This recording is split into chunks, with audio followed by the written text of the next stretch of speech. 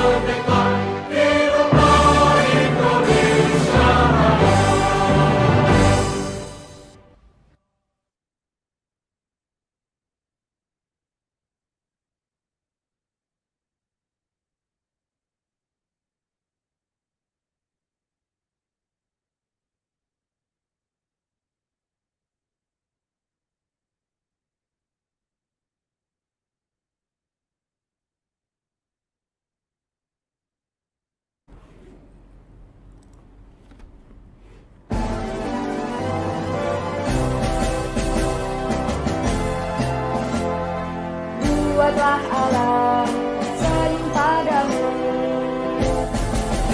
Kita berhimpun membawa panji ilahi, satukan tekad, satukan suara. Itulah Formi UMK. Kita berhimpun membawa panji ilahi, satukan tekad, satukan suara. Itulah Formi UMK. Islam yang rahmatan lil alamin, menuju UMK yang islami, tak kenal lelah dan tak kenal menyerah. Formi UMK terus berdakwah. Forum Mahasiswa Islam UMK, tebarkan panji Tuhanmu, amalkan sunnah Rasul, buatlah alam tersenyum padamu. Forum Mahasiswa Islam UMK, tebarkan panji Tuhanmu, amalkan sunnah Rasulmu, buatlah alam tersenyum padamu.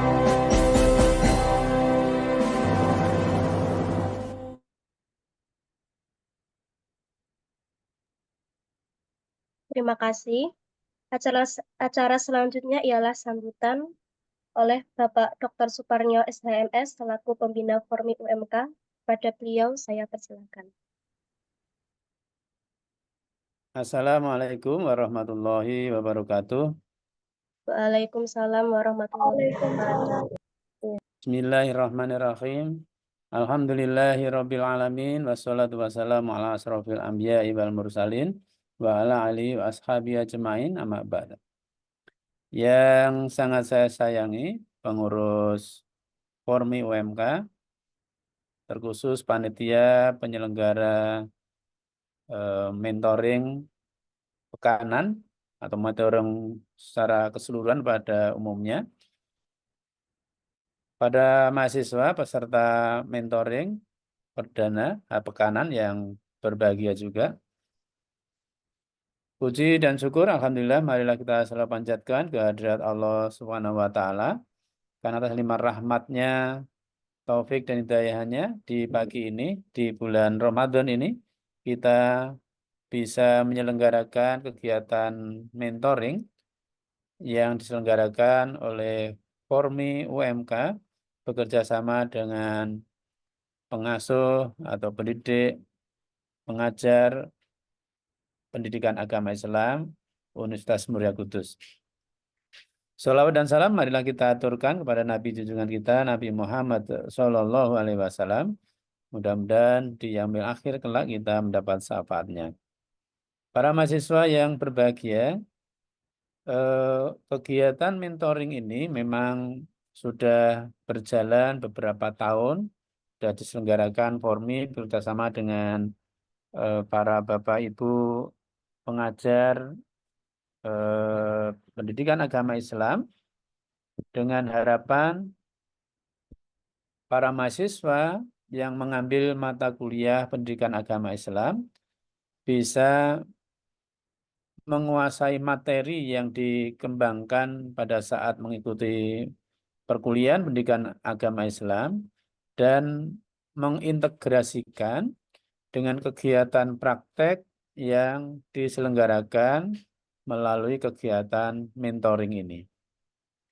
Dan dengan demikian harapan itu akan bisa terwujud karena dengan mentoring ini harapannya mahasiswa lebih mampu memahami ilmu pengetahuan di bidang pendidikan agama Islam dan mampu mengaplikasikan dalam kehidupan sehari-hari dalam berkomunikasi, berhubungan, bergaul, dan bermasyarakat di tengah-tengah masyarakat. Dengan mentoring ini harapannya para mahasiswa Muslim yang saat ini menempuh pendidikan agama Islam bisa memberi suri toladan, bisa memberikan contoh kepada mahasiswa-mahasiswa yang lain yang mungkin saat ini tidak lagi mengambil mata kuliah pendidikan agama Islam karena mungkin sudah lulus. Harapannya bisa mensiarkan Islam ini di kampus Universitas Muria Kudus ini. Jadi kami berharap sudah lama sekali bahwa mahasiswa khususnya Formi yang mengelola Forum Mahasiswa Islam Universitas Muria Kudus, kami berharap bisa memberikan contoh suri teladan kepada mahasiswa secara umum, khususnya yang beragama Islam, untuk berperilaku sesuai dengan tuntunan ajaran Nabi Muhammad SAW, dan tentunya adalah Al-Quran yang menjadi sumber utama dari kegiatan umat Muslim.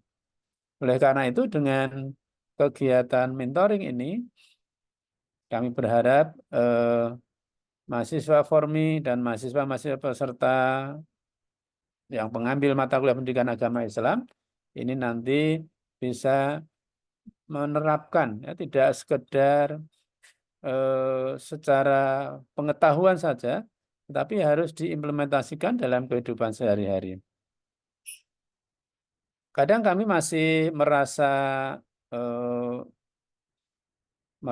belum berhasil ya bagaimana memasyarakatkan Islam di kampus ini bisa berjalan sesuai dengan ketentuan atau ya aturan-aturan, ketentuan-ketentuan atau budaya-budaya Islami ya yang ada di kampus kita ini.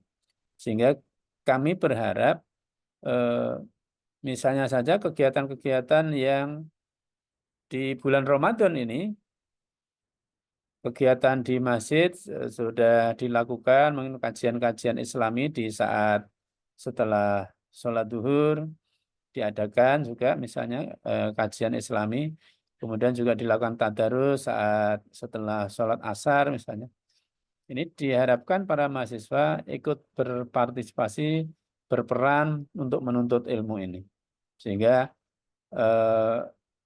nuansa Islami di kampus UMK meskipun bukan Universitas Islam itu bisa nampak bahwa umat Islam yang mayoritas di UMK ini bisa menjadi insan yang betul-betul bertakwa sebagaimana yang diharapkan kita berpuasa di bulan Ramadan ini adalah dalam rangka untuk menuju ke ketakwaan. Ya ayyuhalladzina amanu kutiba alaikumusyamu kama kutiba alal ladzina min qablikum la'allakum tattaqun. Kegiatan di bulan Ramadan ini tentu akan sangat bermanfaat. Kita niatkan untuk menuntut ilmu, thalabul ilmi, sehingga apa yang kita lakukan, kegiatan yang kita lakukan hari ini adalah merupakan ibadah yang tentunya Allah yang akan membalasnya. Dan tentunya ini akan sangat bermanfaat bagi kita semua sebagai umat muslim. Di bulan Ramadan kita selalu meningkatkan keimanan dan ketakwaan. Kita bisa menjalankan perintah-perintahnya dengan baik, dengan benar, dengan konsisten, dan lebih meningkatkan kualitas serta kuantitas ibadah kita di bulan Ramadan ini. Dan tentunya tidak hanya di bulan Ramadan, maka setelah Ramadan berakhir, kita pun harus paling tidak diupayakan tidak sama dengan kegiatan-kegiatan yang dilakukan di bulan Ramadan, tapi lebih melebihi atau meningkat dari apa yang telah kita lakukan. Ini harapan kami, sehingga para mahasiswa tentu bisa lebih memperhatikan nanti dari para narasumber yang akan memberikan materi pada kesempatan ini. Saya ucapkan terima kasih. Tadi kelupaan, saya kira belum hadir pada narasumber yang akan memberikan materi pada kesempatan pagi ini. Kami ucapkan terima kasih dan mohon maaf apabila penyelenggaraan ini tentu ada hal yang kurang berkenan.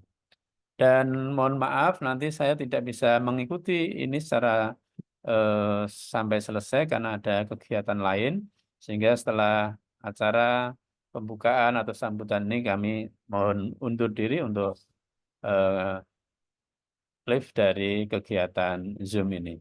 Saya rasa demikian, kurang dan lebihnya mohon maaf. Terima kasih atas segala perhatian. Mudah-mudahan kegiatan ini akan selalu berlanjut di masa-masa mendatang dan akan selalu membawa manfaat untuk para mahasiswa khususnya dan warga UMK pada umumnya.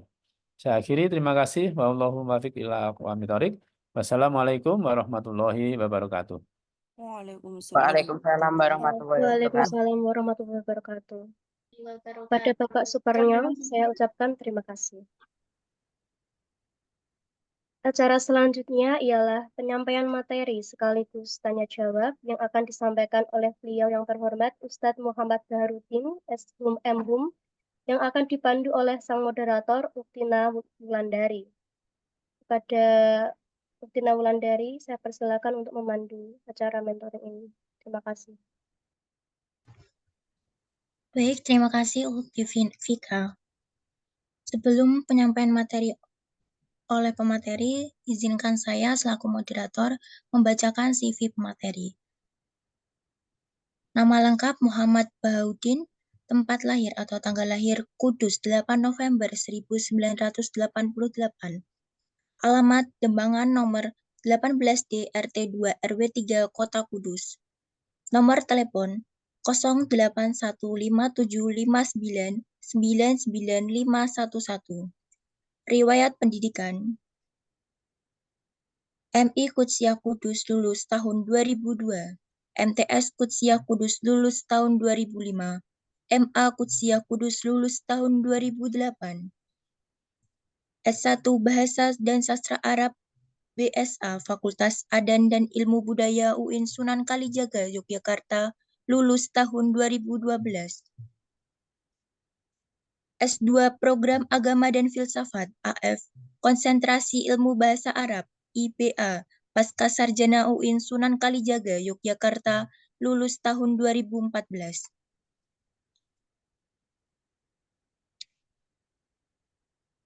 Keahlian atau keterampilan di luar kompetensi utama S1 dan S2. sertifikat TOEFL dan TOEFL, sertifikat pelatihan moderasi beragama, sertifikat Microsoft dari Inisindo, sertifikat artikel jurnal, sertifikat pelatihan bahasa asing, sertifikat dai-da'iyah, pengalaman kerja, pengajar di Pondok Pesantren Minhajut Tamyiz tahun 2008 sampai 2010. Pengajar di MTS Aisyah Kulon Progo tahun 2011 hingga 2014. Dosen kontrak di Fakultas Ekonomi dan Bisnis Syariah UIN Sunan Kalijaga tahun 2014 sampai 2016. Dosen di Universitas Muria Kudus tahun 2016 hingga 2017. Dosen di Stikes Akbar Kudus tahun 2016 hingga 2017. Dosen di Fakultas Tarbiyah IAIN Kudus 2017 hingga sekarang. Baik, kepada pemateri, silakan.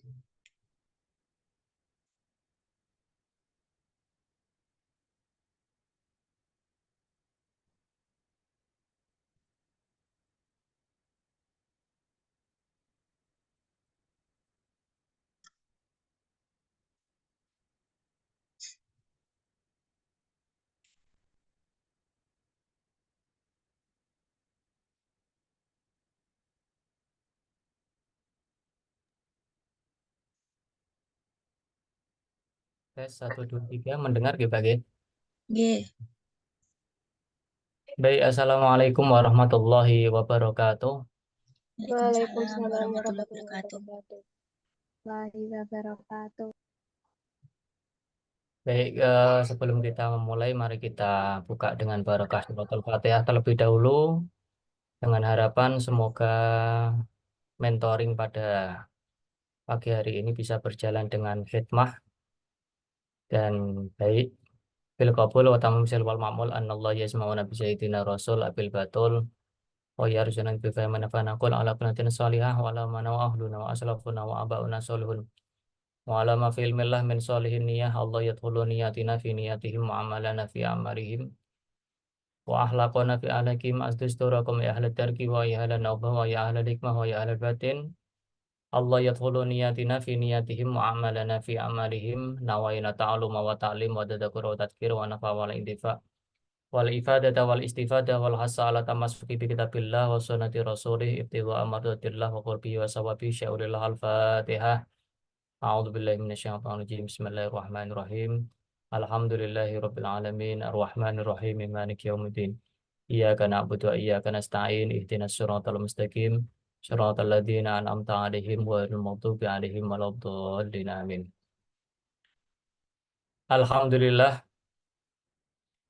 Alhamdulillahilladzi bi ni'matihi tatimmus shalihat wa bi fadlihi tatanazzalul barakat wa bi taufiqi tahtahaqqu ta'limat alladzi faddala syahra ramadan ala sairi suhuri wal awqat alladzi wafaqal mu'minina wal mu'minat fihi li adai a'mali shalihat.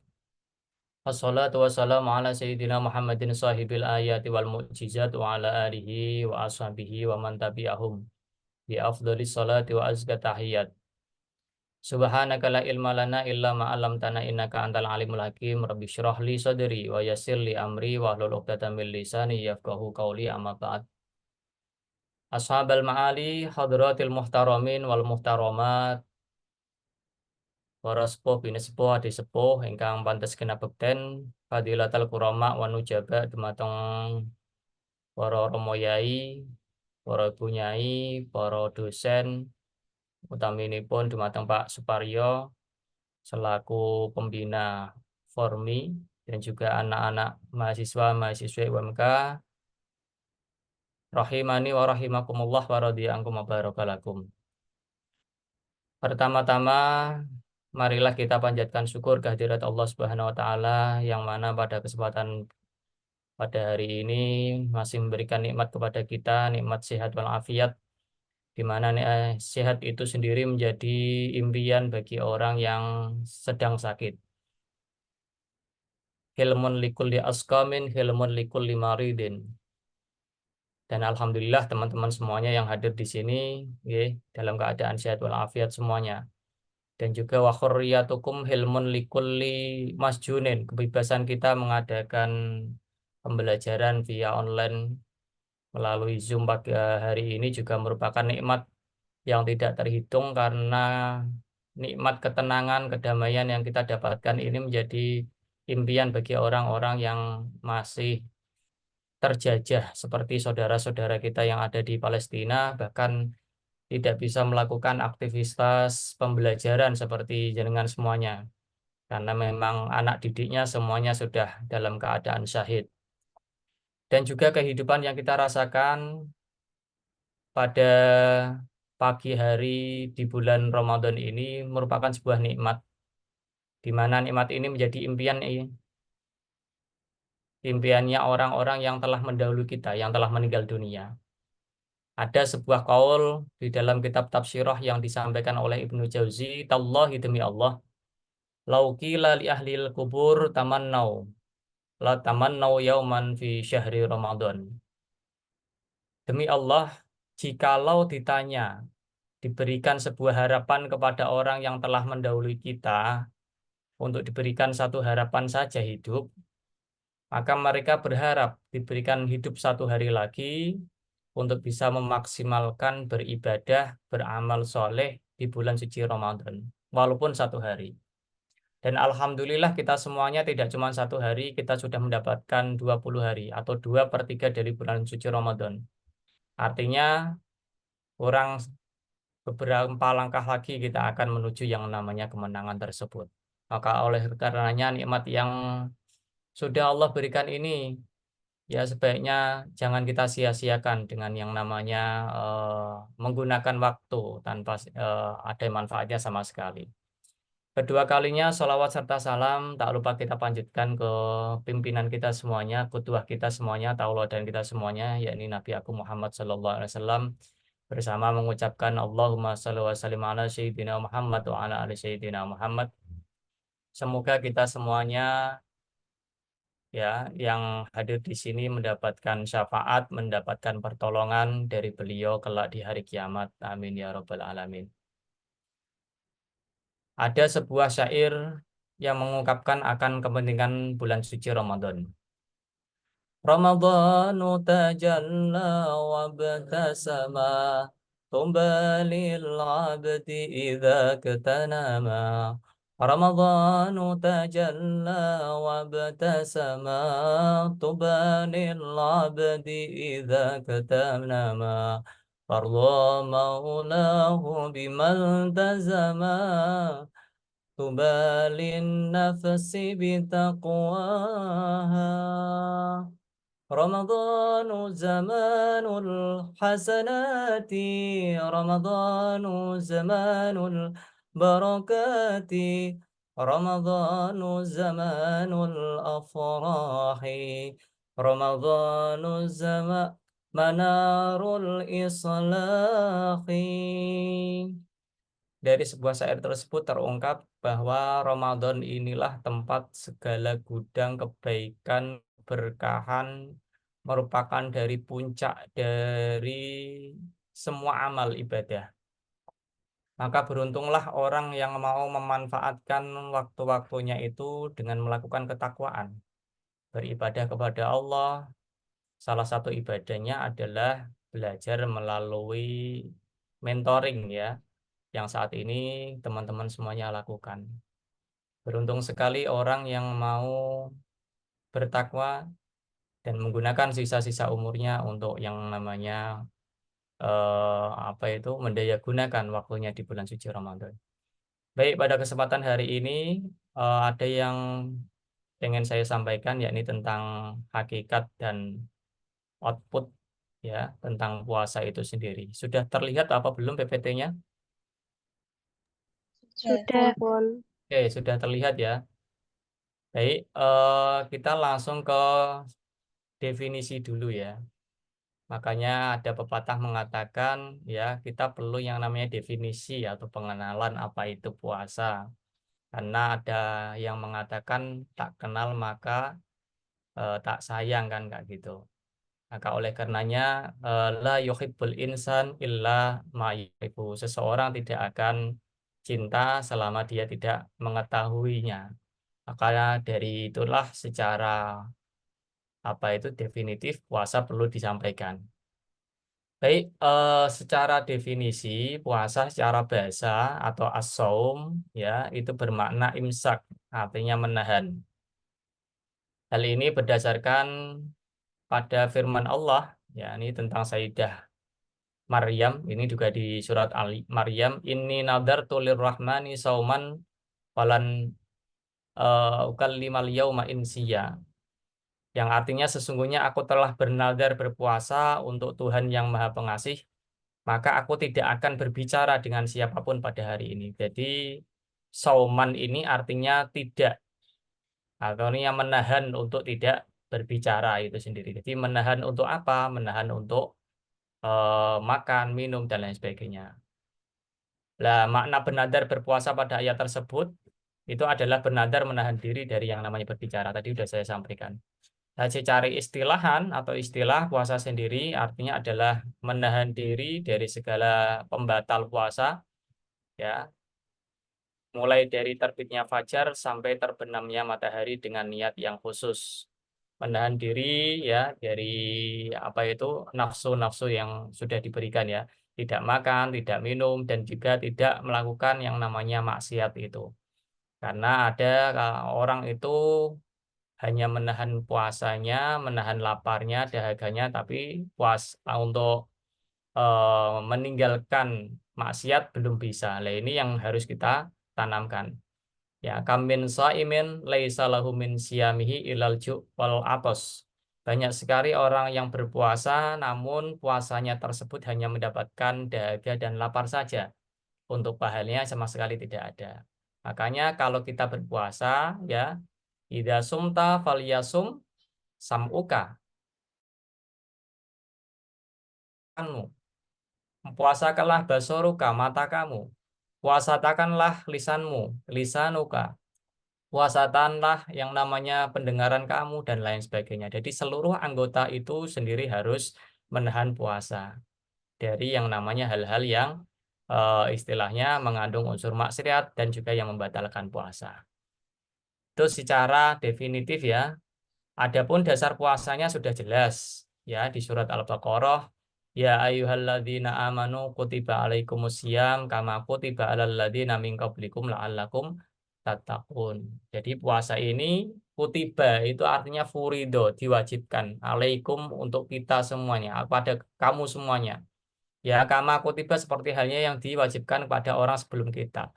Jadi puasa ini merupakan sebuah ibadah yang tidak hanya agama Islam saja yang mempunyai sebuah ritual puasa tersebut, tapi juga agama-agama yang lain, baik agama samawi seperti Yahudi, Nasrani ya, atau agama pribumi ya, seperti agama Hindu, Buddha itu juga semuanya juga melakukan puasa ya. Bahkan ada agama yang sudah punah, Zoroaster sama Majusi, semuanya juga berpuasa. Perbedaannya apa sih puasa zaman dahulu sama sekarang? Nah, ini yang menjadi nikmat untuk umat Kanjeng Nabi Muhammad sendiri, untuk kita sendiri. Kalau puasanya orang terdahulu itu puasanya sehari semalam. Jadi kalau maghrib tetap nggak boleh makan, isya nggak boleh makan, ya. Tapi kalau kita puasanya, karena umat Muhammad itu mendapatkan diskon. Diskonnya seberapa? Ya ini setengah hari atau 50%. Kita puasa cuma setengah hari. Jadi ketika sudah ada adzan, Allahu Akbar, kita bisa makan itu. Makanya puasa zaman dahulu itu tidak kenal yang namanya apa itu bukber itu nggak ada. Karena sahur sama apa buka puasa itu jadi satu. Ini yang menjadikan puasa itu sendiri. Dan puasa memang disyariatkan zaman dahulu ya ketika Rasulullah sudah hijrah atau tahun kedua setelah hijrahnya Rasulullah. Dan saat itu masih Rasulullah melakukan puasa itu 9 kali. Ya, yang 8 itu 29 hari, yang 1 bulan itu 30 hari. Jadi secara lengkap. Atau yang lain dasarnya juga ada Syahrul Ramadan alladzi unzila fil Quran. Jadi Ramadan ini bulan di mana diturunkannya Al-Quran. Nah, ini yang menjadi identitas kita semuanya. Jadi Ramadan kenapa mulia? Ya, itu karena dua hal, teman-teman. Yang pertama karena Al-Qur'an, yang kedua karena puasa. Ya. Jadi waqat hawa Ramadhanu ini. Jadi Ramadan itu sendiri meningkat atau mungkin menduduki bulan yang paling baik di antara semua bulan. Itu karena dua hal. Yang pertama Al-Qur'an, yang kedua adalah puasa. Nah, ini makanya disebutkan di sini Syahrul Ramadan alladzi unzila fihil Qur'an, yang menjadi identik diturunkannya Al-Qur'an sebagai hudal linnasi wa bayyinatin minal huda wal furqan. Faman syahida minkumus syahra falyasumuh. Maka ketika kita sudah mendapatkan bulan tersebut, kita diwajibkan untuk berpuasa. Makanya hal yang berkaitan dengan Al-Qur'an, teman-teman semuanya, itu semuanya menjadi mulia. Contoh malaikat yang membawa Al-Qur'an, yakni malaikat Jibril. Karena dia membawa Al-Qur'an, dia menjadi malaikat terbaik dari triliunan malaikat ya. Kemudian Nabi, Nabi yang mendapatkan Al-Qur'an yakni adalah Nabi Muhammad SAW. Ya, karena Rasulullah satu-satunya Nabi yang mendapatkan Al-Qur'an, maka Rasulullah menjadi Nabi terbaik dari seluruh utusan dan para Nabi. Kemudian yang berkaitan dengan Al-Qur'an lagi bulan. Bulan di mana diturunkannya Al-Qur'an, yaitu bulan Ramadan. Oleh karenanya, karena ada Al-Qur'an di bulan Ramadan, ya bulan tersebut menjadi bulan termulia dari semua bulan. Ya, di antara 12 itu bulan yang paling di puncak itu adalah Ramadan. Itu gara-gara Al-Qur'an. Malam yang diturunkannya Al-Qur'an saat itu bertepatan dengan malam Lailatul Qadar, ya.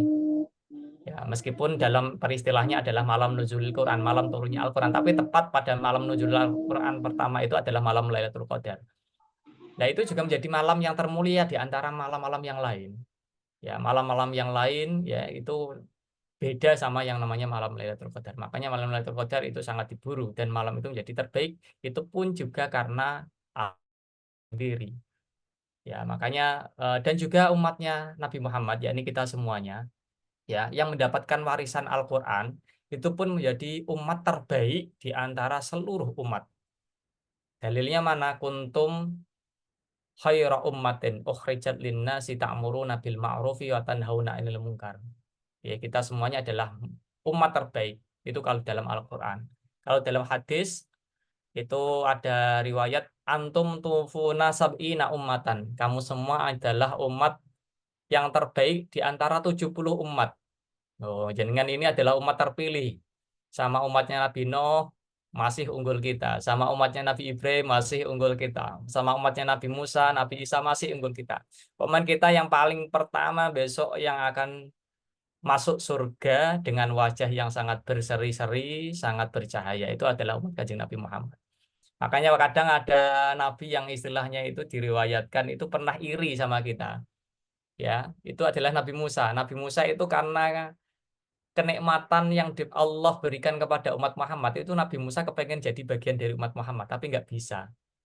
Di dalam riwayat itu disebutkan ya Rob qad basyat tahadal khaira li Ahmad ali ummati, ya Allah Engkau telah melimpahkan kebaikan, kenikmatan, kemuliaan kepada Ahmad. Saat itu belum lahir Nabi Muhammad. Wali ummati dan umatnya Nabi Muhammad. Fas'alni minhum ya Rob. Jadikanlah saya menjadikan bagian yang terbaik itu sendiri ya Allah, menjadi bagian dari umat Muhammad. Namun jawaban Allah bagaimana? Ya Musa ini itu ka alan nasi birisalati wa bikalami fakhud ma'aitaitu kawakun minasyakirin. Ya Musa, kamu sudah saya jadikan rasul di antara manusia, kamu sudah saya jadikan kalimullah, kamu sudah saya jadikan nabi, kamu sudah saya jadikan ulul azmi, kok masih minta menjadi umatnya Nabi Muhammad. Wes, itu fakhud ma'ata itu kamu. Udah ambil itu bagian kamu. Dan jadilah kamu orang yang bersyukur. Jadi Nabi Musa pun kepengen jadi bagian umat Muhammad itu karena kita menjadi umat yang sangat terpilih teman-teman semuanya. Itu dalam Al-Quran ya. Jadi yang pertama tadi Al-Quran yang melatar belakangi Ramadan itu menjadi mulia. Yang kedua karena puasa. Jadi puasa ini adalah puasa wajib, di mana puasa wajib ini hanya bisa dilakukan di bulan suci Ramadan, tidak bisa yang lain. Oke. Makanya termasuk ibadah yang kita sebut sebagai ibadah mu'akkad dan mudhayyak. Mu'akkad itu dikasih waktu. Ya. Kita tidak bisa melakukan puasa wajib itu di bulan Syawal, di bulan Rabiul Awal, tidak bisa. Makanya disebut muakkad. Sama dengan yang namanya sholat itu juga ibadah muakkad. Kemudian apalagi itu haji juga ibadah muakkad. Lawannya muakkad itu mutlak. Mutlak itu ibadah yang bisa dilakukan dimanapun waktunya. Seperti contohnya sedekah. Itu tidak ada waktunya itu. Mau dimanapun bisa. Kemudian berbakti kepada orang tua itu juga ibadah yang istilahnya mutlak, bukan muakkad. Makanya kalau ada hari ibu itu tidak harus dikasih ya. Setiap hari itu adalah hari ibu. Itu karena ibadahnya adalah mutlak bukan muakkad gitu. Karena yang namanya kewajiban anak harus berbakti di waktu manapun kepada orang tua. Selain muakkad, puasa juga termasuk ibadah mudhoyak. Ini yang membedakan dengan ibadah-ibadah lain ya. Dalam arti Ramadan ini tidak bisa kita sisipi dengan ibadah puasa yang lain. Contoh kita mau melakukan ibadah sunnah ya, ibadah puasa sunnah seperti Senin Kemis. Kita nggak bisa meniatkan, ya Allah saya mau niat poso Senin Kemis dan jenengan laksanakan di bulan Ramadan itu batal itu, nggak akan jadi. Yang diterima hanya puasa wajib. Beda sama yang namanya sholat ya. Kalau sholat itu tergantung niatnya. Ya kalau misalnya sudah masuk waktu duhur misalnya jam 1 atau jam setengah 2. Itu kalau jenengan niatnya fardhon lillahi ta'ala menjadi sholat wajib duhur. Tapi kalau jenengan niatnya sunatan lillahi ta'ala maka nanti menjadi sholat sunnah qobliyah ba'diyah. Ini kan berarti tergantung dari niat kita. Itu berarti apa? Sholat itu ibadah muakkad tapi muwassa. Ya dikasih waktu tapi waktunya masih longgar. Tapi kalau puasa Ramadan itu tidak muakkad tapi mudhoyyaq. Bedanya di situ. Jadi Ramadan itu puasanya adalah puasa yang dikasih waktu plus mudhoyak, sempit. Tidak bisa kita melakukan aktivitas puasa lain. Seperti contohnya puasa Daud, puasa Senin Kamis itu nggak bisa ya.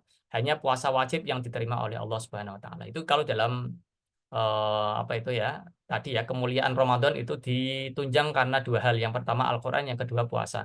Makanya yang menempati mercusuar, menara gading bulan itu Ramadan yang pertama. Itu dikutip dalam kitab I'anatul Talibin dalam sebuah syair As-Sayyid Bakri itu sendiri wa afdhalus suhuri bil itlaqi syahrus siyami fahuwa dusibaki wa syahru rabbina huwa muharram wa rajabun fal hijjatul mu'azzam wa qi'datun wa ba'dahu sya'banu wa kullu ma ja'a bihil bayanu. Nah, dalam syair tersebut itu ada stratifikasi atau ranking dari bulan menurut Allah yang terbaik.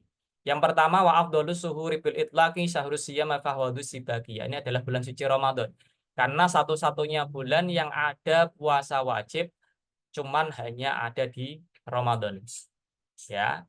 Ini bukan dalam arti wajib secara murni loh ya, bukan karena nadar, bukan karena kafarat, bukan ya. Jadi memang murni.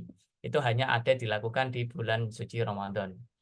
Ya, itu yang pertama. Yang kedua adalah menempati ranking 2 itu wasyahrul rabbina huwa Muharram. Setelah Ramadan yang menduduki ranking 2 bulan Muharram. Tak lain itu dilatar belakangi dengan hari Asyura. Hari Asyura itu Allah menyelamatkan Nabi Nuh dari banjir bandang, menyelamatkan Nabi Ibrahim dari api neraka, Namrud, menyelamatkan Nabi Musa dari kejaran Fir'aun, menyelamatkan Nabi Yunus. Itu pada tanggal 10 Muharram ya. Makanya Muharram menduduki nomor 2 setelah Ramadan. Setelah Muharram Warajabun, bulan Rajab. Ya, bulan Rajab identik dengan Isra Mi'raj. Bulan Rajab identik dengan kelahiran Nur Kanjeng Nabi Muhammad, yakni perpindahan dari nurnya Sayyid Abdullah dipindahkan ke Sayyidah Aminah. Itu tepatnya pada tanggal 10 Rajab. Ya. Nah, tapi kalau kelahiran secara jasad atau mungkin apa itu secara fisik itu lahirnya pada tanggal 12 Rabiul Awal. Ya, ini kalau secara fisik, tapi secara nur itu lahirnya pada bulan Rajab. Makanya bulan Rajab menduduki posisi bulan ketiga setelah Ramadan dan Muharram. Setelah Rajab yang menduduki ranking 4 adalah bulan Dzulhijjah. Ya, bulan Dzulhijjah ini menduduki nomor 4. Hari ini dilatar belakangi karena adanya Yaumun Nahri.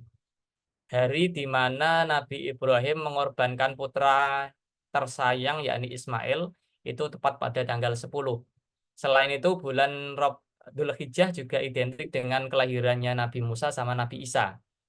Teman-teman mesti bingung ini, kapan Nabi Isa lahir, kapan Nabi Musa lahir. Ini saya kasih apa ya jawaban ya. Kalau Nabi Isa itu lahirnya tanggal 4 Dzulhijjah. Kalau Nabi Musa lahirnya pada tanggal 5 Dzulhijjah. Nah, biar ada referensi terbaru. Ya dengan tahunnya biasanya kan Nabi Muhammad lahirnya tanggal 12 Rabiul Awal kan gitu. Yaitu setelah Dzulhijjah, setelah itu disusul yang nomor 5 itu adalah bulan Dzulqa'dah, setelah itu nomor 6 adalah bulan Sya'ban. Jadi sudah tahu ya urut-urutan bulan menurut Allah itu yang pertama adalah Ramadan, kemudian Muharram, Rajab, Dzulhijjah, Dzulqa'dah, baru bulan Sya'ban. Ya ini yang kenapa latar belakang puasa itu menjadi apa itu menjadi Ramadan menjadi mercusuar ya istilah menara gading di antara semua bulan itu karena adanya Quran dan adanya wajib puasa. Kemudian di beberapa hadis juga ada beberapa dasar untuk kita puasa seperti man shoma ramadhana imanan wa ihtisaban ghufira lahu ma taqaddama min dzambi. Siapa saja orang yang berpuasa di bulan Ramadan dengan iman, wa ihtisab, dengan melakukan ketakwaan, Allah juga akan mengampuni segala dosa yang sudah terlewat dari orang tersebut. Dan masih banyak lagi aslinya beberapa hujah yang mendasari kita untuk berlaku puasa. Ini saya ambil cuma 3 saja ya. Yang di luar itu lebih banyak lagi. Lanjut ke, nah ini, dasar sudah sekarang ini intinya hakikat dan output puasa. Sekarang teman-teman mungkin pengen tahu ya, apa sih kenapa kok Allah mensyariatkan puasa? 5 dasuri asyam ya fi syahri Ramadan. Untuk apa Allah mensyariatkan berpuasa kepada kita semuanya? Ini referensi saya ambil di dalam kitab Lataiful Ma'arif. Ya, teman-teman sudah baca apa belum ya? Kira-kira di dalam kitab Lataiful Ma'arif itu. Salah satu Allah memberikan syariat berpuasa itu yang pertama adalah liyadzuqal ghaniyyu ta'mal ju' wa la yansal ja'i'. Yaitu adalah agar orang-orang yang kaya atau orang yang diberikan kecukupan itu bisa merasakan apa yang dirasakan orang yang lapar, orang yang ekonominya pas-pasan. Walayan saljae supaya kita tidak melupakan orang yang lapar dengan cara menderma, ya kan, bersedekah, mengeluarkan zakat, itu adalah fungsi puasa yang pertama. Kenapa kok diberikan puasa sih, Gus kan gitu? Pertanyaannya pasti gitu. Ya supaya kita bisa merasakan. Mungkin selama 11 bulan penuh kita dalam keadaan yang prima, dalam keadaan kenyang, kita tidak pernah melihat atau mungkin menoleh saudara-saudara kita yang dalam keadaan miskin. Maka dari sinilah Allah memberikan syariat puasa supaya kita bisa merasakan apa yang mereka rasakan itu jerih payahnya seperti apa, berjuang mencari nafkah, mencari sesuap nasi dalam keadaan lapar, ya, dan mereka masih tetap berpuasa karena memang minimnya ekonomi yang mereka dapatkan, karena minimnya rizki yang mereka dapatkan dari Allah. Oleh karenanya teman-teman semuanya, karena kita mau memahami apa sih esensi dari puasa, yaitu supaya kita bisa merasakan. Karena umumnya manusia itu mempunyai sifat atau tabiat pelit, bahil, kikir, plus medit kan gitu. Dan ini bukan dari saya sendiri, ini ungkapan dari Allah Subhanahu wa taala bahwa manusia itu mempunyai sifat kikir. Jadi arti tidak susah untuk mengeluarkan hartanya itu susah. Kanal insanu qaturo, manusia itu sifatnya adalah kikir, bahil. Wa idza massahu syarr wa idza massahul khairu manu'a. Ketika Allah memberikan khair atau kebaikan rizki, ya, manu'a orang tersebut. Mano itu apa ya? Mano itu ya susah untuk mengeluarkan dari mana'a. Orang tersebut susah untuk mengeluarkan rezeki tersebut. Makanya kita diberikan puasa itu supaya kita bisa lebih mudah teman-teman ya dalam mengeluarkan apa itu harta yang kita miliki. Ketika kita sudah merasakan ya Allah begini rasanya keseharian orang yang Engkau berikan rezeki yang minim. Sehingga karena tidak adanya makanan, tidak adanya minuman, mereka rela untuk berpuasa. Nah, ini supaya kita ini terbuka hatinya gitu ya teman-teman ya. Makanya salah satu fungsi puasa itu adalah yusofil fuad. Lapar itu menjadikan hati itu menjadi jernih ya, dan juga peka gitu ya. Dalam arti riqqatul qalbi, dalam arti menjadikan hati kita menjadi lunak, menjadikan hati kita menjadi apa itu hati yang eh, penuh dengan yang namanya kepedulian, ya, kedermawanan dan lain sebagainya. Ini yang ditunggu-tunggu dari teman-teman semuanya. Barangkali masih diberikan rezeki atau kelebihan sama Allah, bisa mendermakan ya rezeki tersebut kepada orang-orang yang istilahnya kekurangan atau yang lagi terkena musibah. Sekarang ini kan ada ya teman-teman atau saudara-saudara kita yang ada di wilayah atau mungkin sekitarnya, Pati, Jepara, kemudian Purwodadi lagi terkena musibah banjir ya, barangkali masih membutuhkan iuran tangan. Teman-teman juga bisa istilahnya tadi ya mendermakan hatinya masing-masing. Maka oleh karenanya adab yang baik bagi yang berpuasa itu bagaimana? Nah, ini kesunahan teman-teman ya. Sunnah untuk berpuasa itu bagaimana? Supaya kita bisa tahu rasanya orang yang benar-benar kelaparan itu bagaimana. Ini sunnahnya saya ambil di dalam kitab An-Nasaihud Diniyah. Ya, di dalam kitab An-Nasaihud Diniyah. Sunnahnya apa? Allah yukassiron nauma bin nahari. Yakni tidak memperbanyak tidur di siang hari. Ya, karena apa? Mereka yang di luar sana dalam keadaan ekonomi yang pas-pasan itu kalau berpuasa itu tidak pernah apa itu kalau dalam bekerja tidak pernah yang namanya meninggalkan puasa. Jadi ya puasa sambil bekerja, sambil mencari nafkah, sambil beribadah kan gitu. Lah kalau kita puasanya hanya tidur-tiduran, bagaimana kita merasakan apa yang dirasakan orang yang kelaparan di sana kan gitu. Makanya salah satunya tidak menggunakan aktivitas ya untuk tidur-tiduran. Untuk apa Gus? Ya misalnya kita gunakan untuk ngaji, baca Al-Qur'an karena kan tadi eh Ramadan mulia karena gara-gara Al-Qur'an ya. Jadi kita bisa memperbanyak membaca Al-Qur'an ya. Syukur-syukur bisa khatam beberapa kali. Kalau Imam Syafi'i itu 1 bulan bisa khatam 2 kali.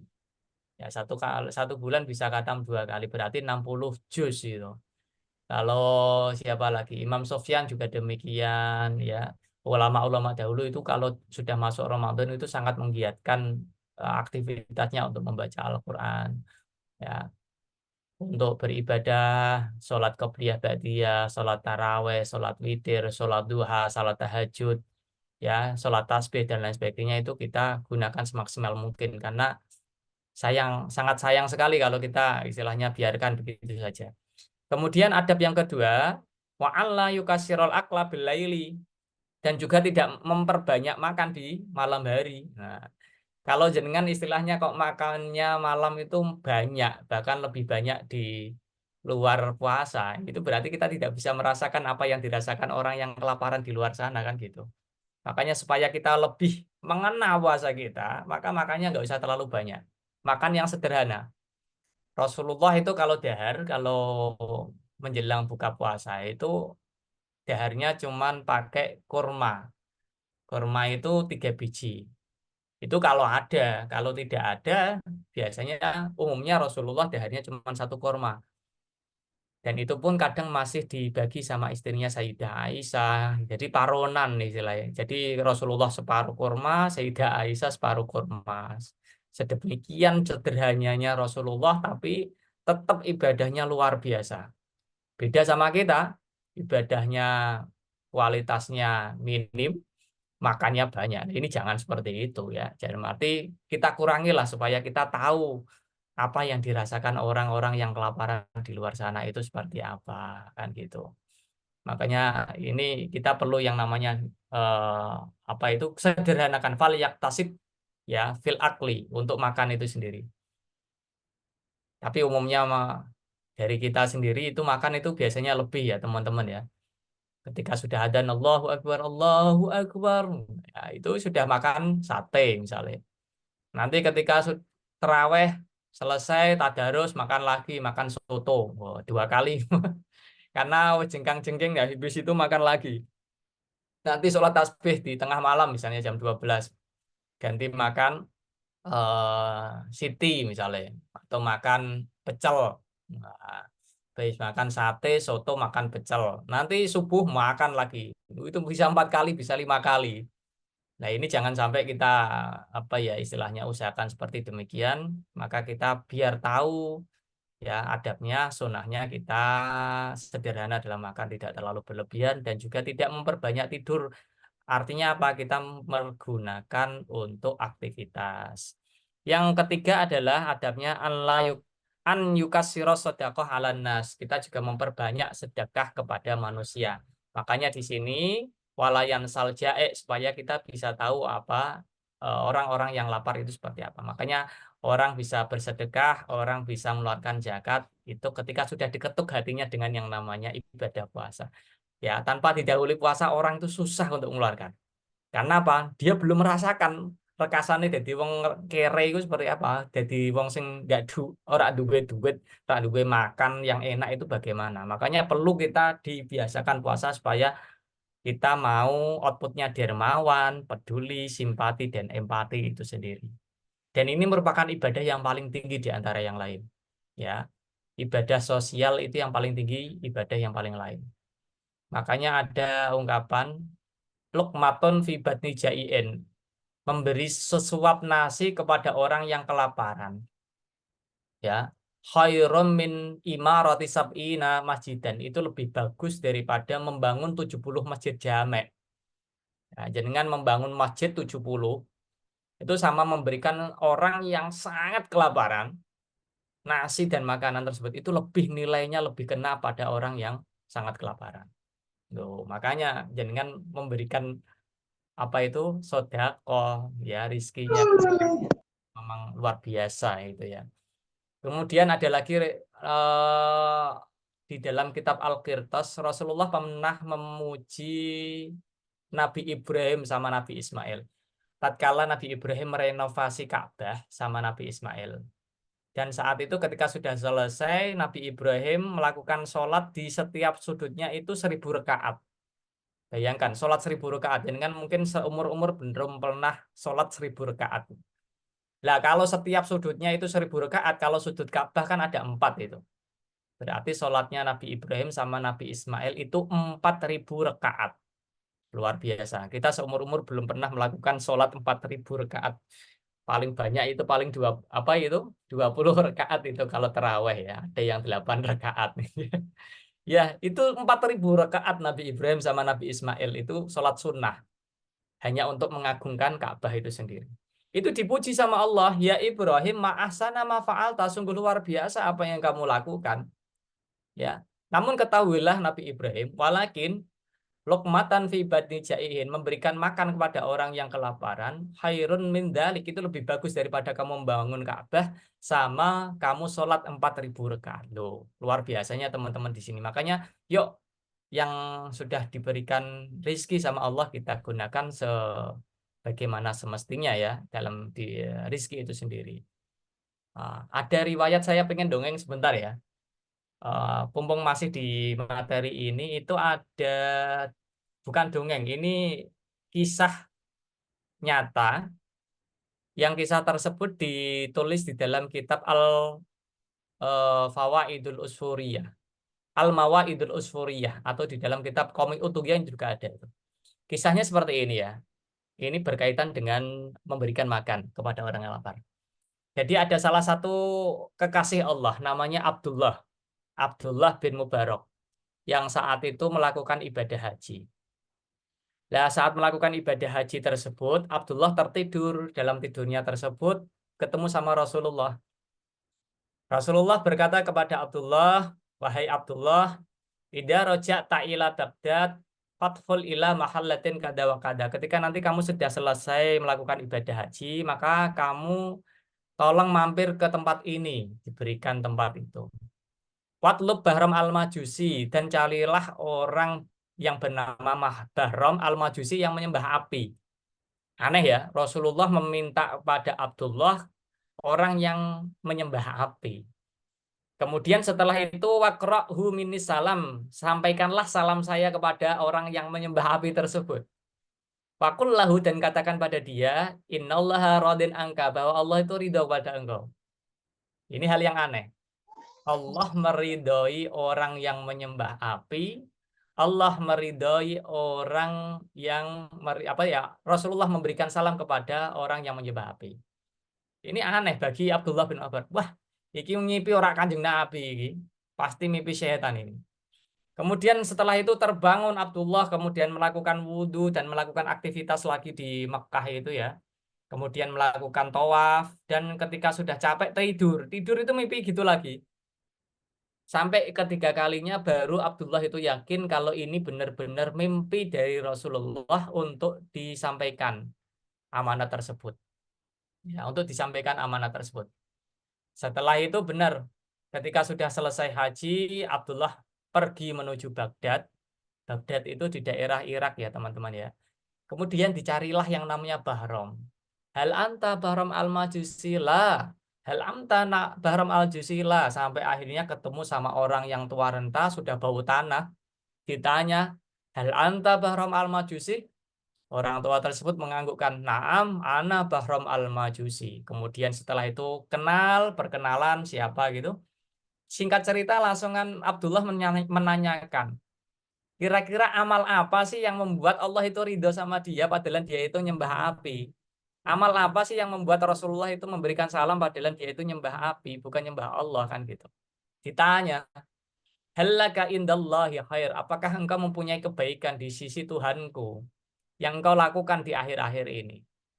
Bisa dijawab sama orang tua tadi, wahai nak, saya di akhir-akhir ini melakukan beberapa kegiatan yang cukup bermanfaat. Yang pertama adalah kanali arba'u banatin wa arba'atu baninan. Saya mempunyai 4 anak laki-laki dan punya 4 anak perempuan. Fajawaztuhunna fi abna'i, dan saya nikahkan anak perempuan 4 saya kepada 4 anak laki-laki saya. Itu kalau dalam Islam itu boleh apa tidak? Pasti jawabannya tidak. Dijawab sama Abdullah, hadza haram, ini haram Mbah, nggak boleh anak sekandung itu dinikahkan sama anaknya. Misalnya kakaknya dinikahkan sama adiknya yang laki-laki, itu nggak boleh dinikahkan seperti itu. Harusnya dinikahkan sama yang di luar anak kandung kayak gitu. Masih dicari kebaikannya. Ya. Hal indallahi ghairu dzalik, apakah kamu mempunyai kebaikan selain ini, Dijawab lagi, ja'altu walimatan lil majus fi tajwidin nisa'i. Saya juga melakukan walimah, itu istilahnya itu resepsi atau prasmanan ya. Di dalam pernikahan putri saya melakukan prasmanan tersebut dan saya isi dengan yang namanya ibadah penyembahan api. Saya ajak tamu-tamu saya semuanya adalah untuk menyembah api. Dijawab sama Abdullah, hadza haram, ini juga haram. Karena menyembah api ini termasuk kesyirikan, menyekutukan Allah, Mbah. Nggak boleh ini dilakukan. Masih dicari kebaikan lagi. Yang lain, Mbah. Oh, saya masih punya satu lagi anak perempuan. Kanat sli bintun, saya masih mempunyai satu anak perempuan. Berarti anak perempuannya 5 ya. Tadi kan yang 4 ya dinikahkan sama 4 anak laki-laki. Ada satu lagi anak perempuan. Kanat sli bintun min ajmalin nisa. Saya masih mempunyai satu anak perempuan yang paling tercantik di antara semua wanita di daerah Baghdad. Nggih. Walam ajidu kufwan, dan saya tidak pernah menemukan wanita secantik anak saya itu sendiri. Lantas fazawwaztuha min nafsi, dan saya nikahkan anak tercantik saya tersebut kepada diri saya sendiri. Nah, iki sing diarani wong tua rabi perawan nggih niki. Dados orang tua menikahi anaknya sendiri karena saking cantiknya itu tidak boleh dimiliki yang lain, akhirnya dimiliki dirinya sendiri. Dijawab sama Abdullah, hadza haram, ini juga haram, nggak boleh dalam agama itu orang tua menikahi anak, nggak boleh. Masih dicari kelebihannya. Apa sih yang menjadikan Allah itu ridho, itu apa? Dijawab sama lelaki tadi, ada lagi, nak, yaitu pada malam suatu ketika saya itu mewati anak saya. Al-lailatu allati wata'tu. Wati itu dimaknai dengan jima. Ketika saya berasik atau bercinta dengan anak putri saya yang tercantik saat tadi, ada orang dari agamamu, perempuan tersebut mondar-mandir mau masuk rumah nggak jadi, sambil membawa lentera, istilahnya apa ya, lilin ya, sambil membawa lilin mau masuk nggak jadi, mau masuk nggak jadi.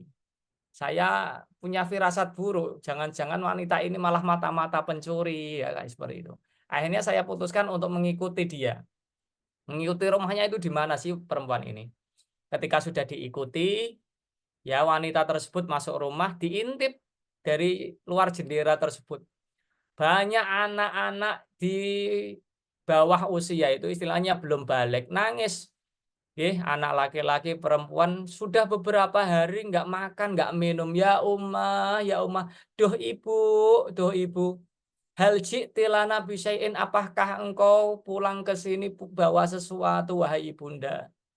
Dijawab sama ibunya itu, wahai anakku, saya malu, wahai anakku, untuk meminta kepada seseorang yang bukan seagama dengan saya.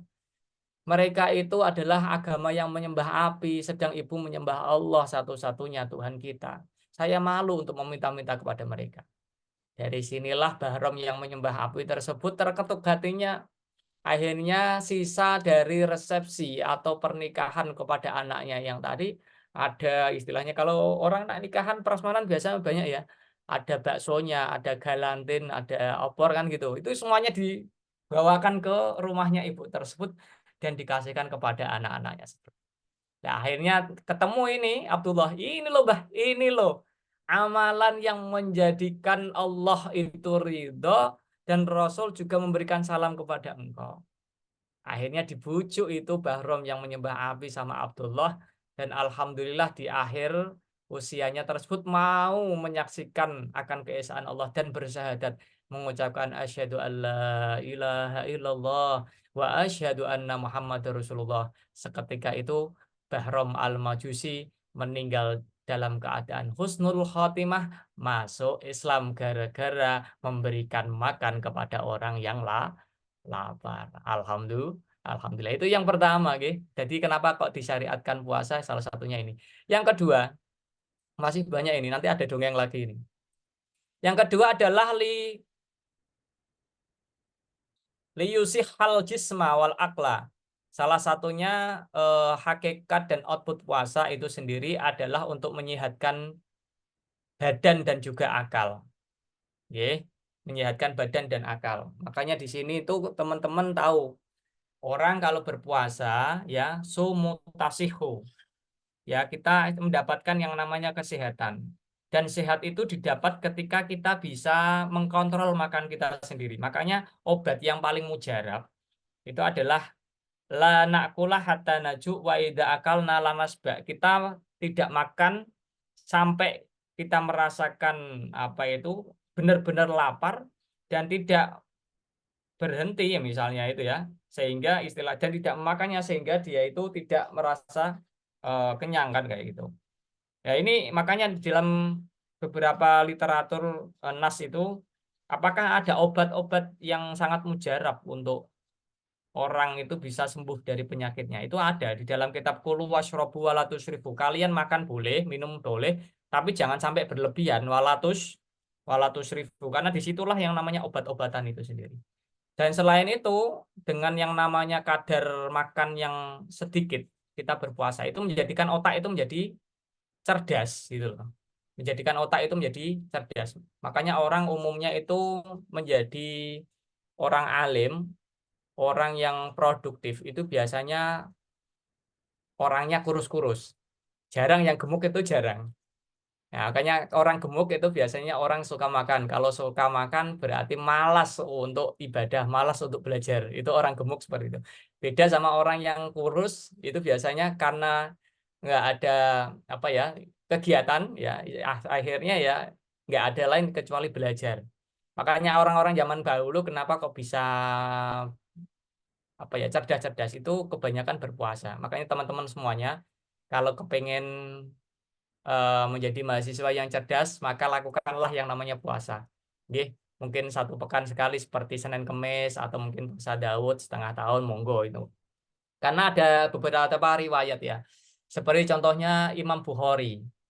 Tahu Imam Bukhari ya? Imam Bukhari itu yang mengarang Sahih Bukhari.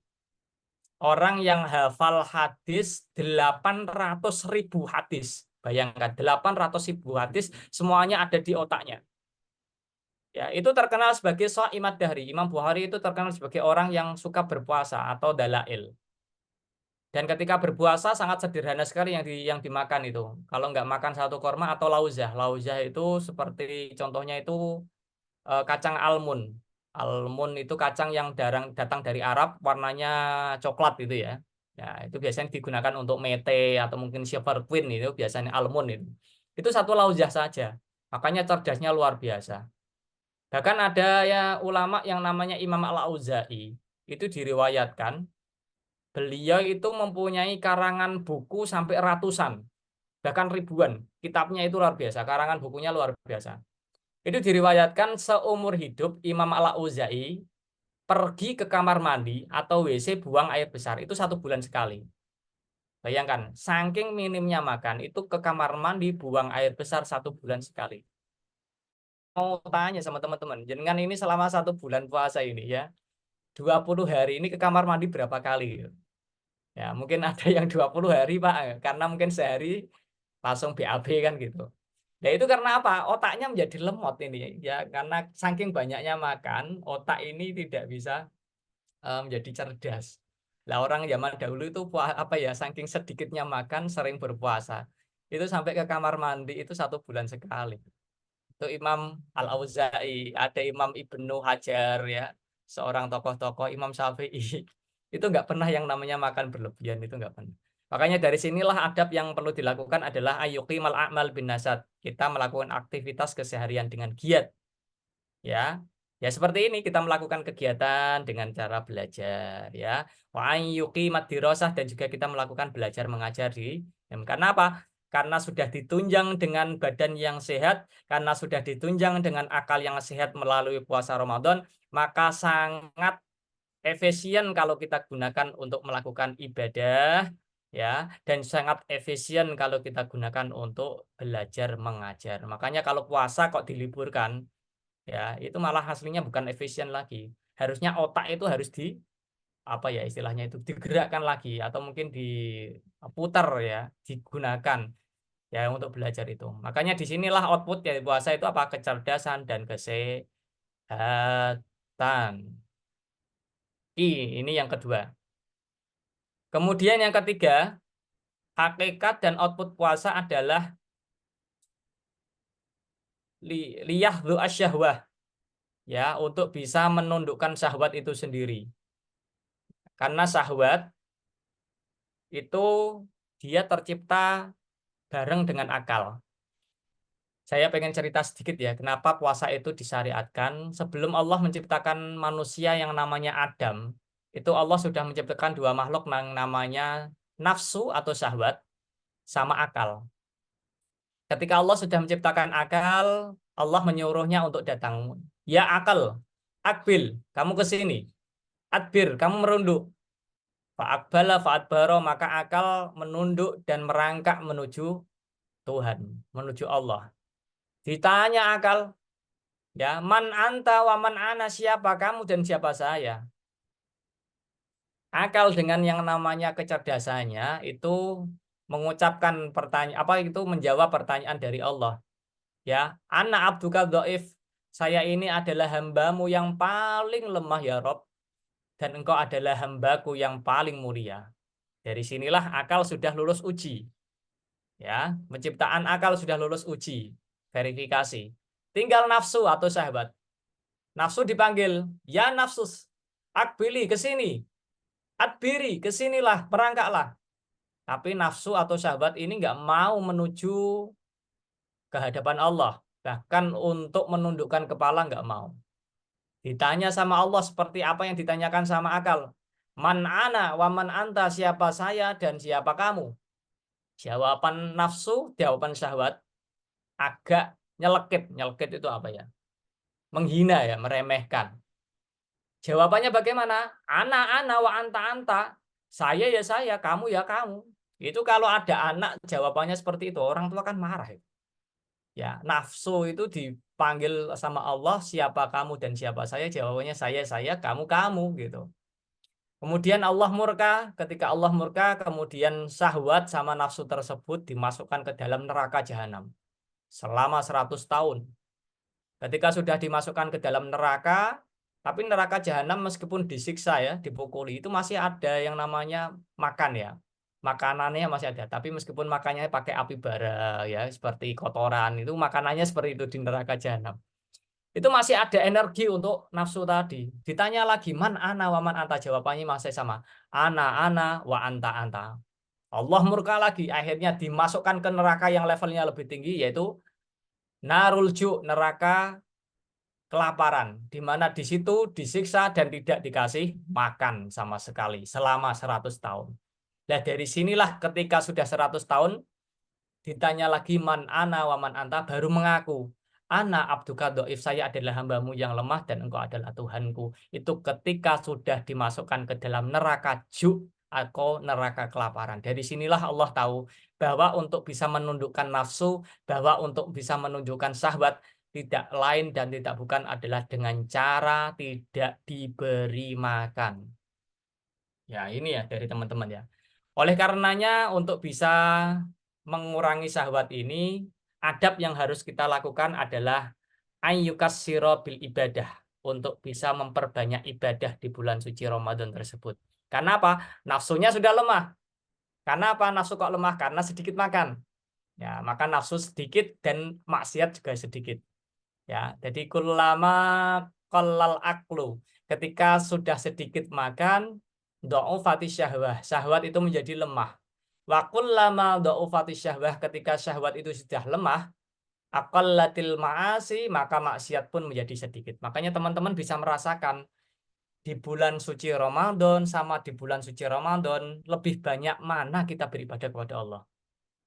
Ya, pasti jawabannya adalah kita banyak melakukan ibadah di bulan suci Ramadan.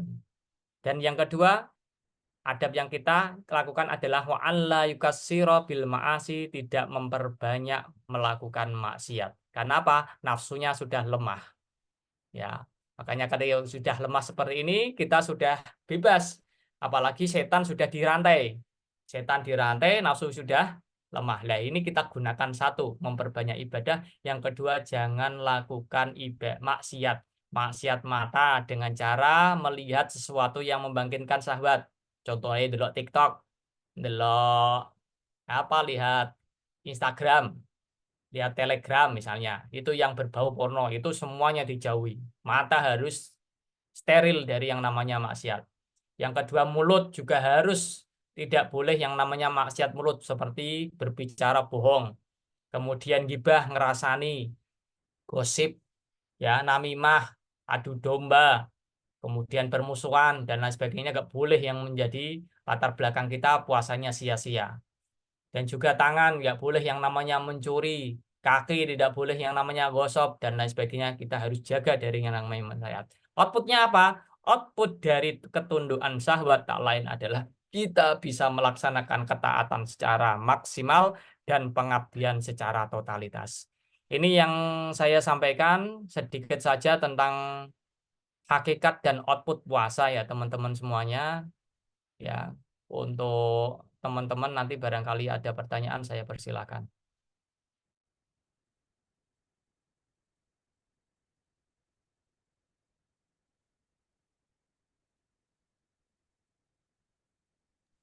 Saya kembalikan ke moderator. Baik, terima kasih Gus atas penyampaian materinya. Silakan teman-teman yang mau bertanya bisa raise hand dan menghidupkan mikrofon atau bisa melalui room chat.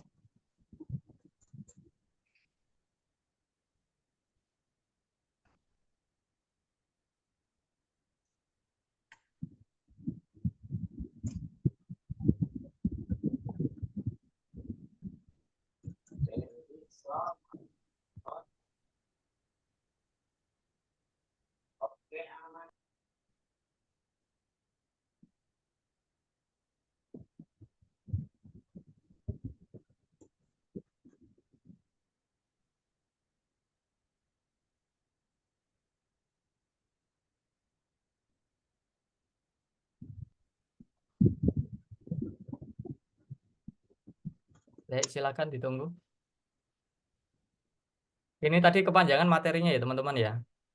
Sampai ada cerita juga ini.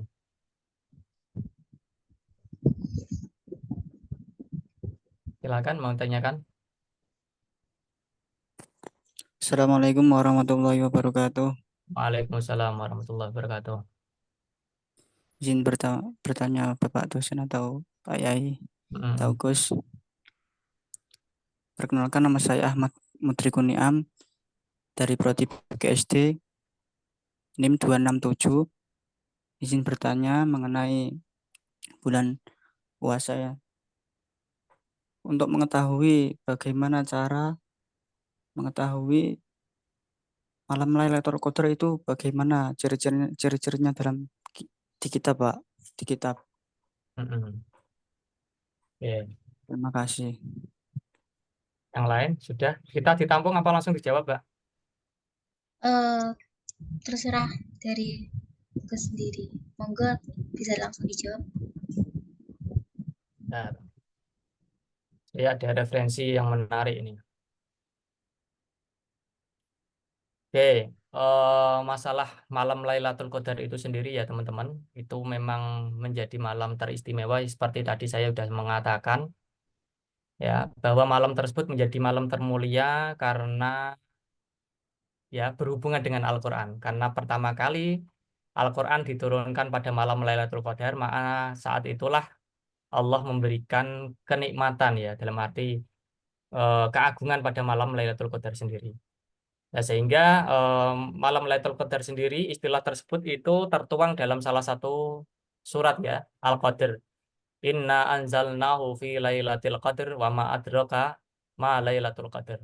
Lailatul qadri khairum min alfi syahr. Bahwa malam Lailatul Qadar itu sendiri malam yang lebih bagus daripada malam 1000 bulan. Ya, tanazzalul malaikatu warruhu fiha biidni rabbihim min kulli amrin salamun hiya hatta matla'il fajar.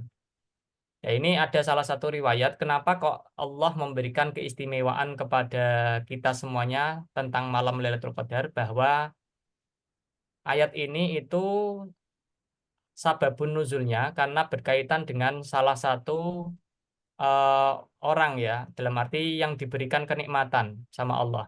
Jadi Rasulullah pernah bercerita kepada para sahabatnya, di dalam halaqah ini ada 4 orang dari Bani Israel ya, yang abadullah sama nina aman, yang mereka itu ibadah 80 tahun, lam ya'suha tarfata ainin, yang tidak pernah maksiat sedikit pun. Jadi 1000 bulan itu kalau kita kalkulasi ada 80 tahun lebih ya, lebih dikit ya. 4 orang tersebut adalah yang pertama Ayub, Nabi Ayub, yang kedua Nabi Zakaria, yang ketiga Nabi Hizkil bin Ajus, yang keempat adalah Yusa bin Nun. Jadi keempat orang Bani Israel ini, Nabi Ayub, Nabi Zakaria, Hizkil, sama Yusa, itu ibadah selama 80 tahun, nggak pernah maksiat, luar biasa. Jadi paginya selalu puasa, malamnya selalu qiyamul lail. Nah, sahabat itu takjub. Ya Allah, kok ono, ya Rasulullah, kok ada orang seperti itu, ibadah 80 tahun, nggak pernah yang namanya maksiat sedikit pun. Kita kepengen seperti itu ya Rasul. Kemudian malaikat Jibril datang. Ya Muhammad, ajibtu ummatuka min ibadika haulais nafar. Umatmu sangat mengherankan tentang ibadahnya 8 orang tadi. Namun tahulah, saya di sini akan membawa kabar gembira kepada umatmu, bahwa umatmu hanya perlu melakukan 1 malam saja untuk melakukan hal tersebut, maka ibadahnya lebih bagus daripada ibadah 80 tahun.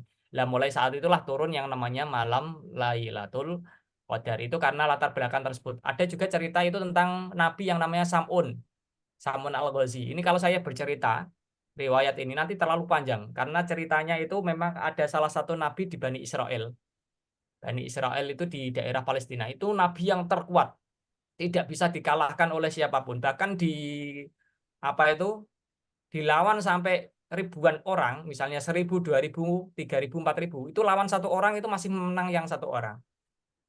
Nah, kemudian Sam'un ini ya itu hanya dengan peralatan apa itu ya, istilahnya itu gigi onta ya, gigi onta yang bisa digunakan untuk perang dan juga untuk makan dan minum. itu salah satu pembesar orang Israel ya atau rajanya itu mencoba untuk apa itu negosiasi sama istrinya Sam'un tadi. Jadi datang sama istrinya Sam'un yang saat itu kan istrinya adalah kafir ya. Itu memberikan sebuah apa ya hadiah. Kalau kamu tahu kelemahan suamimu, maka saya akan memberikan harta yang sangat berlimpah kepada kamu. Yang penting kamu harus bisa mencari kelemahan dari suamimu yang namanya Sam'un itu sendiri. Ya. Saat itu malam itu dikasih yang namanya apa itu tali kapal. Tali kapal dirantai, kemudian masih tetap bisa bebas. Kemudian diberikan yang paling besar itu rantai kapal itu yang besar-besar itu masih tetap bisa bebas. Akhirnya Sam'un itu heran sama istrinya. Kowe kok ngelakoni iki terus lapo sithik? Saya cuman pengen nguji kamu, Mas. Kamu kok orangnya kuat banget. Seolah kamu itu nggak punya kelemahan sama sekali. Memang kamu nggak punya kelemahan toh, Mas, kayak gitu. Dijawab.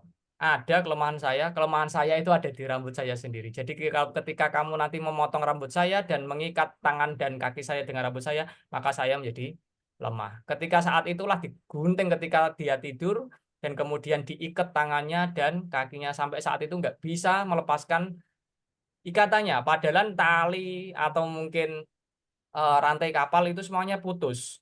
Ya, tali dan rantai kapal semuanya putus. Tapi gara-gara yang namanya rambutnya Sam'un yang menjadi kelemahan itu menjadi semuanya kalah ya. Nah, saat itulah kemudian disiksa Sam'un, diambil matanya, diambil tangannya, kuping, ya, dan lain sebagainya. Kemudian Allah pengen dikembalikan lagi.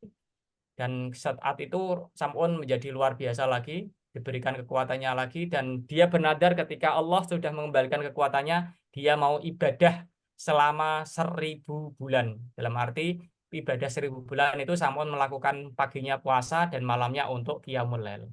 Nah, itu yang tentang latar belakang kenapa Allah memberikan malam Lailatul Qadar kepada kita. Itu karena ada salah satu sahabat yang kepengen mendapatkan nikmat yang dirasakan oleh Sam'un sama atau mungkin riwayat yang lain. Nah, tanda-tandanya seperti apa tadi yang disampaikan sama Mas siapa tadi? Miftah ya? Mas Mudrik. Mas Ah, Mudrik. Nah, tanda-tandanya ini seperti ini, Mas. Biasanya itu matahari di pagi harinya itu tidak terlalu menyengat ya. Cahayanya sangat putih dan sangat hangat. Dalam arti itu ora durung terlalu panas ya. Jadi ora terlalu sumuk. Nah, itu tanda-tandanya seperti itu. Ya, dalam arti itu tanda yang pertama. Kemudian malamnya sangat tenang, tanpa ada percecokan, nggak ada apa itu dan adanya cuma keheningan ya. Tidak terlalu dingin dan juga tidak terlalu panas. Ora sumuk, ya ora watis itu enggak. Itu biasanya seperti itu. Dan biasanya kalau malam pagi hari itu biasanya cahaya itu sorotnya sangat tidak seperti biasanya.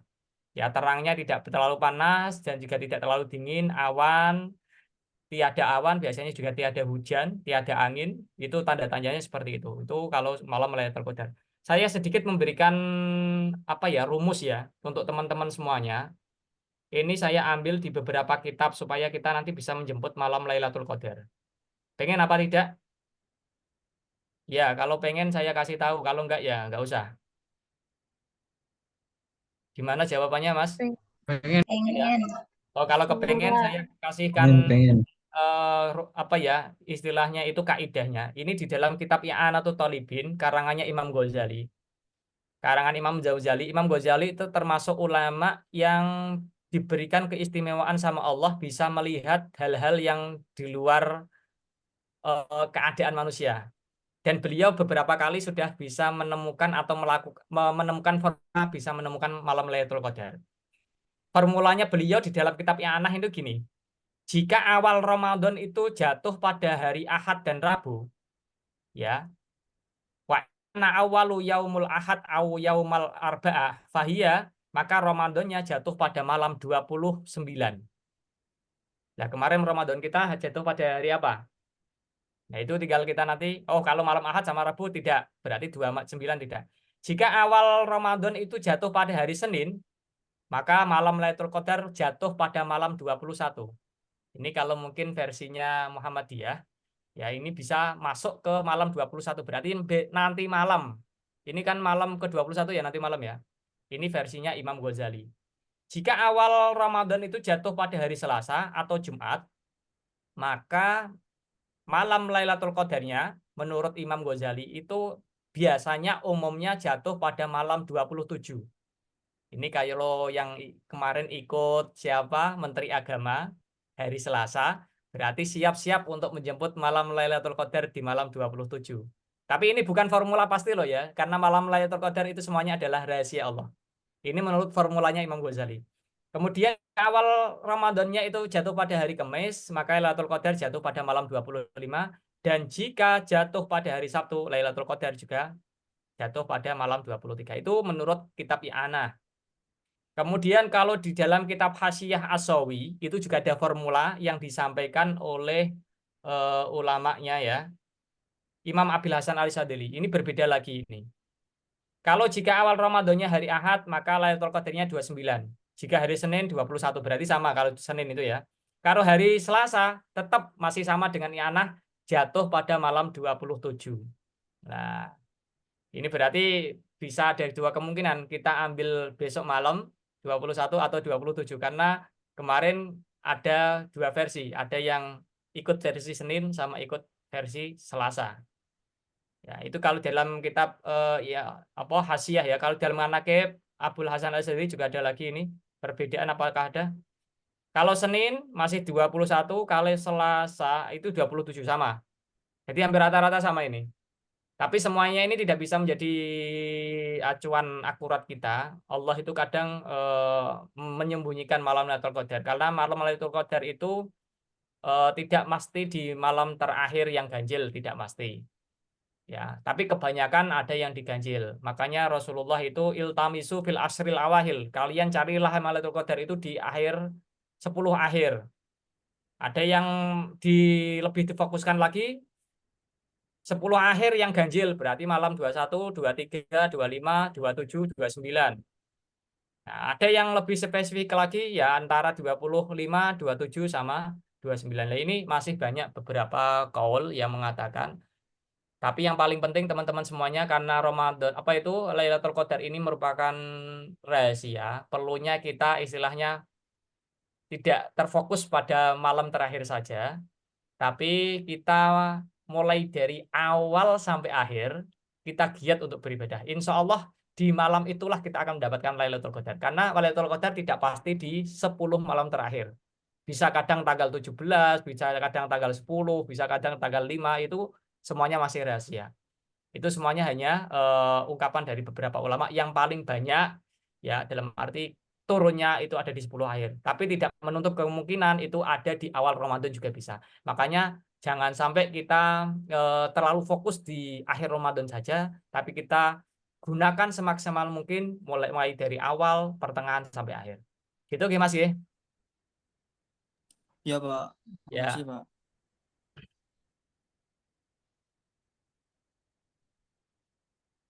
Baik, terima kasih atas pertanyaannya. Ayo teman-teman yang lain yang ingin bertanya bisa raise hand atau lewat kolom komentar. Assalamualaikum warahmatullahi wabarakatuh. Waalaikumsalam warahmatullahi wabarakatuh. Ini satu saja, Ge, karena saya habis ini ada acara. Ngisi lagi nanti habis duhur, jadi persiapan, dan nanti ada ngisi lagi kajian sore hari, sama nanti malam itu malam Nuzul Quran juga ada pengajian di Panjunan. Jadi ada acara siang, sore, dan nanti malam. Jadi waktu ini harus saya bagi, ini saya batasi 2 pertanyaan saja. Monggo. Ya, silakan. Perkenalkan, nama saya Minha Leotus Sadia dari Prodi PGSD kelas 2F. Izin bertanya, mengapa pada saat berbuka puasa kita itu hanya minum air putih atau minum teh aja sudah merasa kenyang, padahal kita sehari itu menahan lapar, sedangkan kalau di hari biasa kita makan banyak pun kita belum tentu kenyang. Mohon dijawab, terima kasih. Ya, Mbak Minha tadi ya. Makanya di sinilah Mbak nikmatnya orang berpuasa itu ketika berbuka. Jadi mau apapun yang kita makan dan apapun yang kita minum, semuanya menjadi nikmat. Ya beda sama orang yang tidak berpuasa. Jadi kita itu nanti akan, kenapa kok cepat untuk kenyang ya tadi pertanyaannya, karena memang usus kita itu ngecil.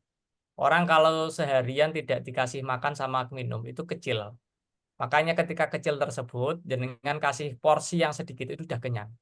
Ya, dan nikmatnya luar biasa. Makanya nikmat orang berpuasa itu satu, ketika dia itu berbuka, yang kedua nanti ketika dia mendapatkan kenikmatan ketemu sama Allah Subhanahu wa taala ya besok di yaumil kiamah. Itu yang akan mendapatkan kenikmatan. Karena yang bisa mendapatkan kenikmatan tersebut hanya orang yang berpuasa. Itu nggih. Alasannya kenapa kok cepat kenyang, karena memang seharian usus kita dituntut untuk mengecil. Ya, oleh karenanya kita makannya itu dengan porsi yang sedikit, itu sudah kenyang dan sudah segar daripada yang lain. Mau makannya apapun, kalau yang namanya buka, pasti akan nikmat. Ngaten nggih Mbak Minha nggih. Nggih, terima Ya, terima kasih. kasih. Baik, terima kasih atas pertanyaannya Mbak Minha. Mohon maaf semuanya yang ingin bertanya lagi karena sudah memasuki waktu durasi. Sebelumnya, terima kasih atas materi yang telah aku sampaikan pada hari ini. Semoga kita bisa mengambil sebuah hikmah atau tambahan ilmu dari materi yang telah beliau paparkan. Terima kasih, Gus. Nggih, sami-sami. Ya, saya selaku moderator, mohon maaf bila ada tutur kata yang salah. Wassalamualaikum warahmatullahi wabarakatuh. Saya kembalikan lagi ke MC. Oke, terima kasih Wulandari. Dan terima kasih juga untuk Gus atas materinya. Semoga materi yang telah disampaikan dapat bermanfaat untuk kita semua ya. Amin. Baiklah, acara selanjutnya yakni pembacaan doa yang akan dipimpin oleh monggo Ustadz Muhammad Darudin. Padanya saya persilahkan. Baik, untuk yang doa ya. Nggih. Mari kita semuanya berdoa teman-teman ya, semoga kita mendapatkan keutamaan, keberkahan, kebaikan, karena Ramadan ini adalah bulan yang luar biasa. Lau ta'lamu ummati ma fi syahri Ramadan. Jika umat saya itu tahu kenikmatan yang ada di bulan suci Ramadan, diberikan kontan di dunia, maka umatku akan mengharapkan bahwa seluruh bulan dalam setahun itu semuanya menjadi bulan suci Ramadan. Oleh karenanya, yuk kita berdoa semoga kita menjadi golongan yang dikatakan sebagai la'allakum tattaqun, orang yang bertakwa yang bisa memaksimalkan bulan suci Ramadan dengan beribadah.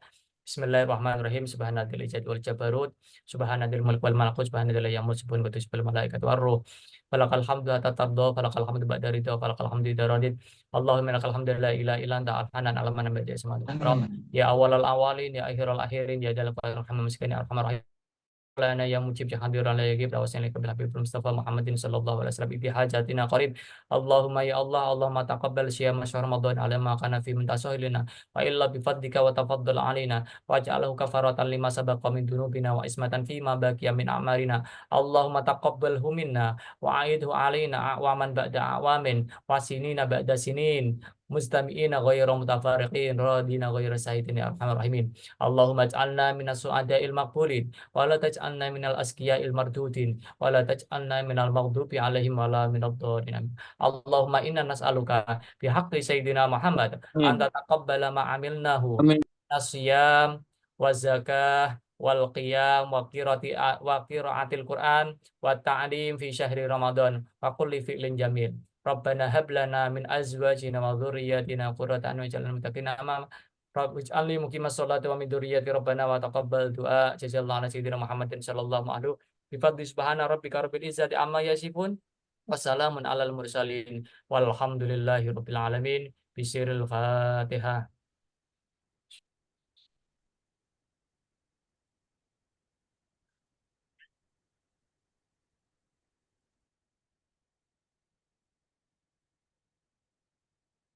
Terima kasih saya ucapkan. Hadirin yang berbahagia, acara demi acara telah kita lewati bersama. Tibalah kita di penghujung acara yaitu penutup. Marilah kita tutup acara mentoring tekanan semester genap tahun 2024 ini dengan bacaan hamdalah bersama-sama. Alhamdulillahirabbil alamin. Saya selaku pembawa acara kali ini pamit undur diri. Mohon maaf apabila ada banyak kata yang kurang berkenan di hati hadirin sekalian. Subhanakallahumma wa bihamdika asyhadu an la ilaha illa anta astaghfiruka wa atubu ilaik. Wallahumma fiq ila aqwamit thoriq. Wassalamualaikum warahmatullahi wabarakatuh. Waalaikumsalam warahmatullahi wabarakatuh. Waalaikumsalam warahmatullahi wabarakatuh.